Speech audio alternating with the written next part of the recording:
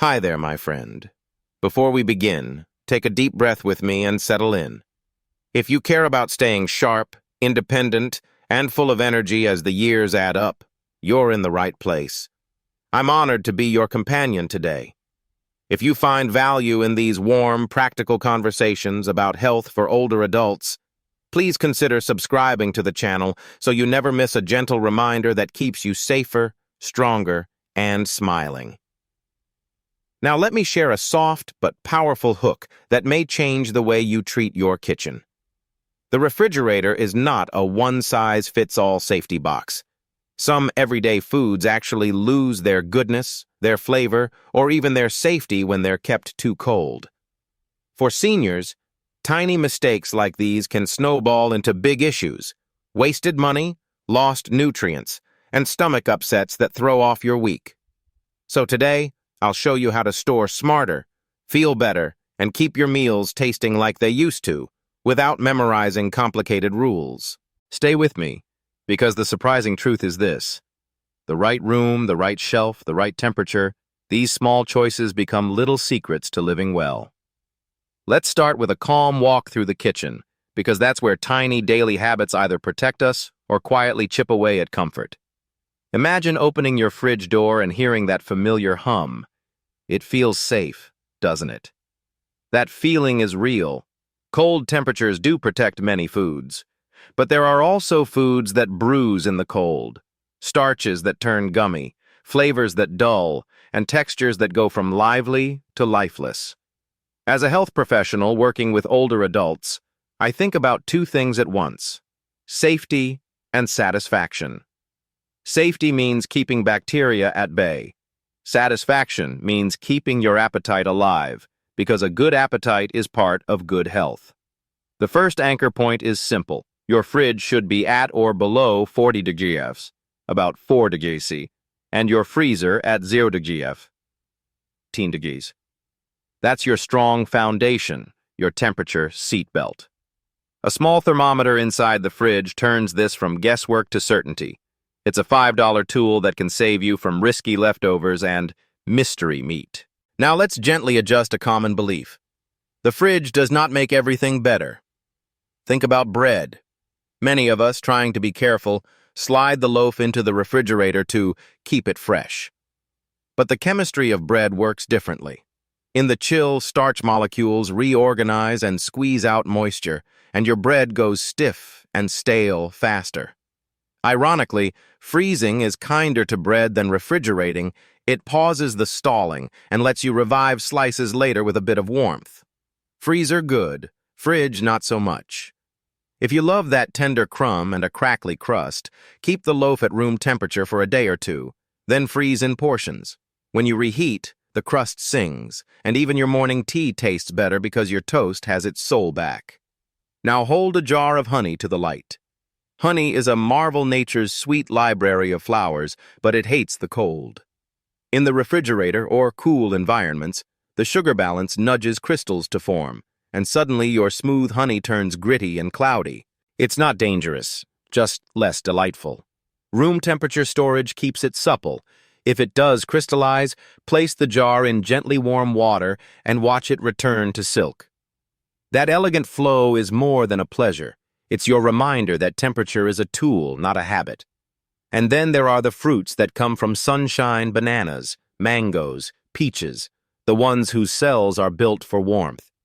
When we put these in the cold, they can suffer from what scientists call chilling injury, a kind of low-temperature stress that damages cell membranes. You might notice dark patches on bananas or a mealy texture in peaches. The fruit looks normal when you first store it, but the cold slowly blurs its character. Keep these warm weather fruits on the counter until ripe. Then, if you must delay ripening, move only part of the batch to a cooler space, but avoid the deep cold of the fridge until you're ready to eat. Flavor is medicine for appetite, and appetite is strength. Let me share a short story. Mrs. Alvarez, a spry 72-year-old who walks every morning, told me she lost her taste for tomatoes last summer. She kept them in the refrigerator for safety, and over a few weeks, tomato salads became boring. We tried an experiment. Farmers market tomatoes in a bowl on the counter, out of direct sunlight. The next week, she said, "They taste like my mother's garden again." Her appetite perked up, and she began adding olive oil and basil, which sneaked in healthy fats and herbs that helped her digestion. The science behind her smile is simple. Cold can mute the delicate aroma compounds in tomatoes, and room temperature unlocks their sweetness and scent. Small change, big joy. Safety also has a quieter side in our story. Garlic in oil.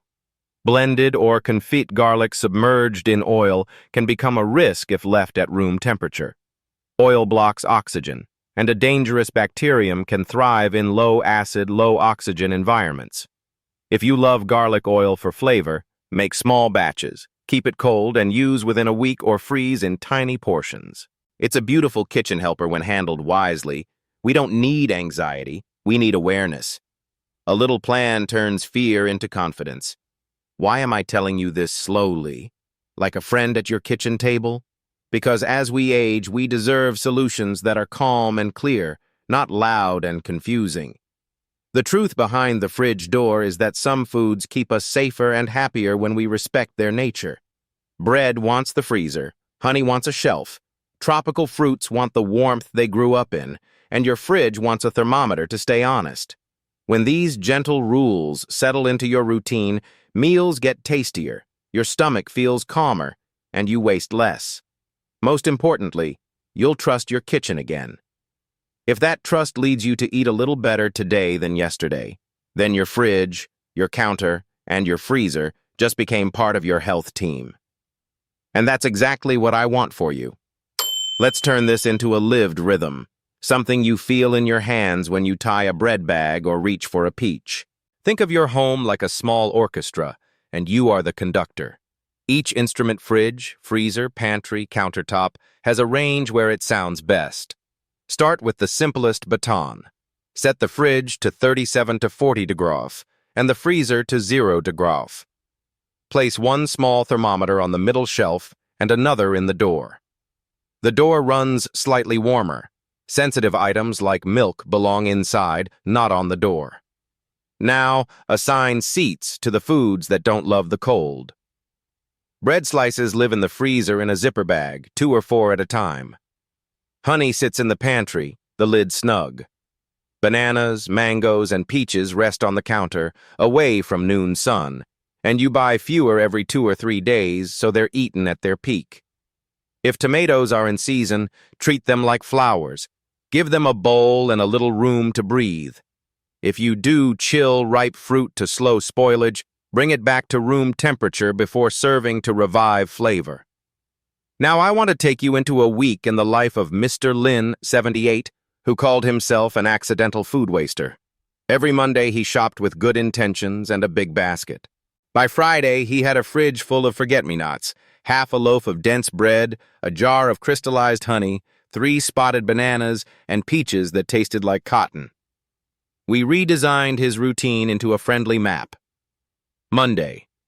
Buy a small hearth loaf, slice half, and freeze it in 2-slice packets. Keep the other half at room temperature in a paper bag inside a bread box. Tuesday. 1 jar of honey stays on the pantry shelf. When crystals appear, he warms a pot of water, turns off the flame, and sets the jar in the water bath until it loosens. Wednesday. Bananas on the counter, 3 only. When 2 are ripe, he peels and freezes slices in a bag for smoothies, leaving 1 for breakfast. Thursday. Tomatoes out on the counter. If he makes a salad, he leaves the sliced leftovers only a short while in the fridge and lets them warm up before lunch. Friday. He treats himself to peaches, eats 1 that evening and keeps the remaining 2 in a cool room. Not the refrigerator, then enjoys them over the weekend. By the end of the month, his grocery bill dropped, his toast tasted like a bakery, and he quit apologizing to his grandchildren for weird fruit. I promised stories, and here's one more because stories stick better than rules. A retired music teacher named Ruth keeps a memory notebook beside her stove. On one page, she wrote, "Warm fruits sing," and next to it, she drew a tiny banana with a scarf around its neck. That sketch helps her remember. Tropical fruits shiver in the cold and lose their voice. On another page, she wrote, bread naps in the freezer. She slices a fresh loaf, wraps pairs of slices, and freezes them. On Sunday afternoons, she pops 2 frozen slices into the toaster oven. The kitchen fills with the smell of morning, even at 4 p.m. These small rituals protect her appetite, the engine of good nutrition, and keep her blood sugar more steady, because she's not over-snacking to make up for disappointing meals. The sweetness of her honey stays gentle as well. Instead of jamming the jar into the refrigerator where it gets gritty, she tucks it on a shelf and spoons a modest swirl over yogurt. When crystals show up, she coaxes them away in a warm water bath. No fuss, no waste, no frustration. Safety deserves its own calm paragraph. Power outages and summer heat waves do happen, and for older adults, food decisions during an outage can be stressful. A simple rule gives you confidence. If the fridge has been above 40 degrees for more than 4 hours, perishable foods like meats, eggs, and leftovers must be discarded. Don't taste to test. Keep the doors closed to preserve cold air, check your thermometers, and when in doubt, choose caution. Your stomach will thank you. Frozen foods that still have ice crystals can be safely refrozen, even if the texture suffers a bit. This knowledge is not meant to scare you. It's a soft safety net you can carry in your mind.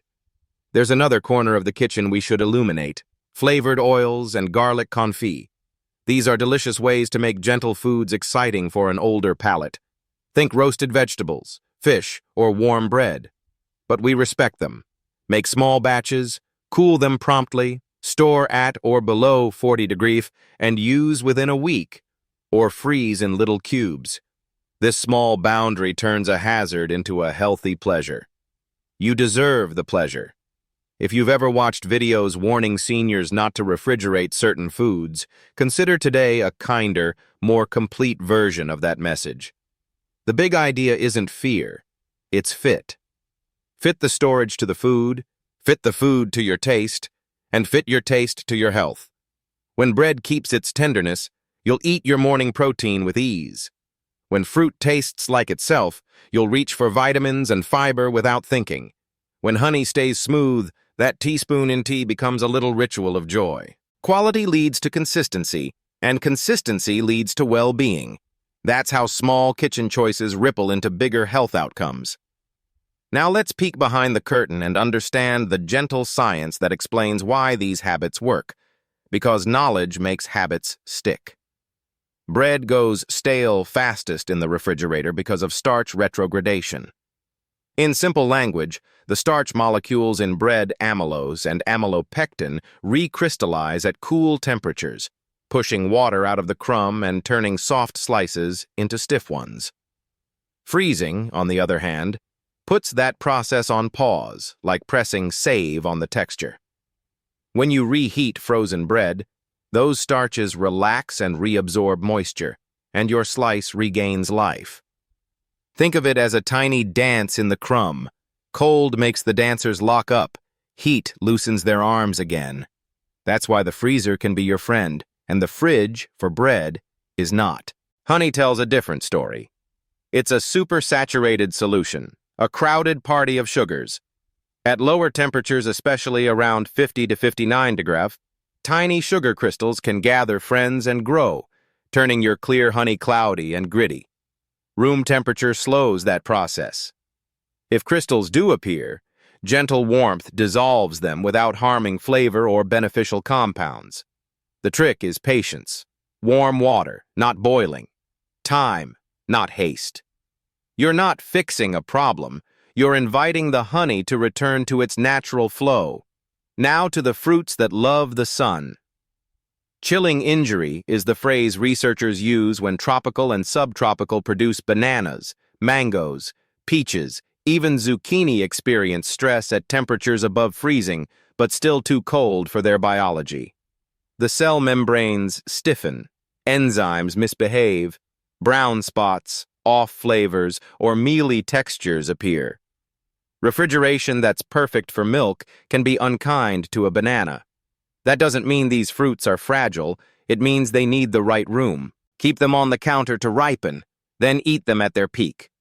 If you need to slow things down a day or two, choose a cooler room rather than the deep chill of the refrigerator, or refrigerate briefly and bring them back to room temperature before serving to revive their aroma.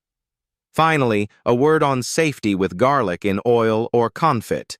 Garlic is low in acid, and when submerged in oil without oxygen, certain bacteria can produce a toxin that we cannot see, smell, or taste. The solution is not fear, it's simple structure. Keep the mixture cold at or below 40 degrees, use it within a week or portion and freeze. A label on the jar with the date turns a guess into a plan. This small habit gives you all the flavor with none of the worry. Let me weave this science back into your life with one more story. I once visited a couple, both in their late 70s, who felt that food just wasn't enjoyable anymore. "It all tastes the same," they said, "so we eat less." We made 3 changes. We moved their peaches to a bowl near the window and bought fewer at a time. We stopped refrigerating bread and began freezing slices in pairs, and we placed a honey jar on a wooden tray with their teacups, leaving it at room temperature. Nothing else changed, no new recipes, no gadgets. The following month, their daughter called me and laughed. "They're eating toast again." Appetite returned because flavor returned. And when appetite returns, protein intake often rises, fluid intake improves with more tea and fruit, and energy picks up. Strength in older age is not always built by big, dramatic steps. It often starts with tiny, kind adjustments that make food feel alive again. Now the closing lesson, about 200 words, to tuck into your pocket whenever you open the fridge door. Your refrigerator and pantry are not enemies or rivals. They're partners. The fridge protects many foods at or below 40 degrees, but some foods thrive elsewhere. Bread prefers the freezer. Honey prefers a shelf. Tomatoes and many sunshine fruits prefer the air of the room that raised them.